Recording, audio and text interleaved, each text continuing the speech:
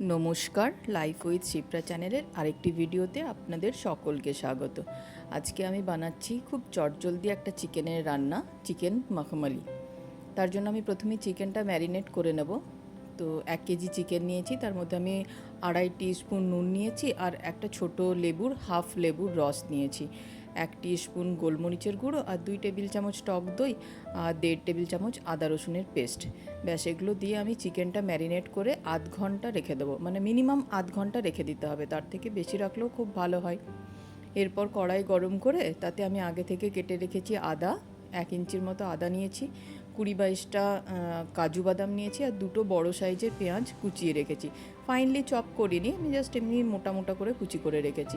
পেঁয়াজটা লাল লাল করে ভাজা হয়ে গেলে, একটু হালকা ব্রাউনিশ হয়ে গেলে আমি তার মধ্যে 1 মুঠো ধনেপাতা দিয়ে দিচ্ছি। ধনেপাতা দিয়ে দিলে টেস্টটা খুবই সুন্দর হয়। এরপর নেড়ে চেড়ে আর ওটা প্লেটে ঢেলে মশলাটা আমি ঠান্ডা করতে দেবো। ঠান্ডা হয়ে গেলে মিক্সির জারে পুরো মশলাটা নিয়ে একটা মিহি পেস্ট করে নেব। দেখবেন পেস্টের কালারটা খুব সুন্দর আসবে। ধনেপাতা ও আর 2টো কাঁচা লঙ্কাও দিয়েছি। আপনারা এখানে কাঁচা লঙ্কার পরিমাণটা যদি ঝাল খান নিশ্চয়ই বাড়িয়ে নেবেন, খুব ভালো টেস্ট হয় খুব বেশি ঝাল দিলে। তো তারপরে এটা পেস্ট করে নিলাম, দিয়ে কড়াইয়ে সাদা তেল গরম করে তার মধ্যে দিয়েছি গোটা গরম মশলা, কয়েক দানা গোটা গোলমরিচ, ধনে আর জিরে ফোড়ন দিয়েছি।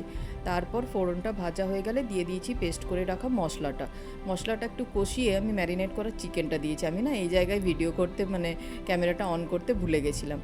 তারপর 10 মিনিট চিকেনটা দিয়ে 10 মিনিট হাই ফ্লেমে কষিয়ে আমি ঢাকা দিয়ে দিয়েছি। দেখুন ঢাকা দেওয়ার পর জল বেরিয়ে গেছে কীরকম, আর চিকেনটা সেদ্ধও হয়ে গেছে মোটামুটি। তো তারপর আমি দিয়ে দিলাম 1 টিস্পুন গরম মশলা আর কিছুটা কাসুরি মেথি দিয়ে একটু নেড়ে চেড়ে এটা আর আমি ঢাকা দেবো না, ফুটতে দেবো 10 মিনিটের মতো। আবার 10 মিনিট পর দেখুন কালারটা কি ভালো এসেছে আর গ্রেভিটাও আমার মোটা হয়ে গেছে। আমি কিন্তু একটুও জল ইউজ করিনি এই রান্নার মধ্যে। তো হয়ে গেল আমার চিকেন মাখমালি। এটা আপনি রুটি, পরোটা, সাদা ভাত যে কোনো কিছুর সাথেই খেতে পারেন। আমি সাদা ভাতের সাথে খেয়েছি, বিশ্বাস করুন অপূর্ব টেস্ট হয়েছে, পুরো ঘর গন্ধে ম করছে। তো আপনাদের যদি ভিডিওটা ভালো লেগে থাকে তাহলে অবশ্যই আমার চ্যানেলটা সাবস্ক্রাইব করে দেবেন। দেখা হবে পরের আরেকটা ভিডিওতে।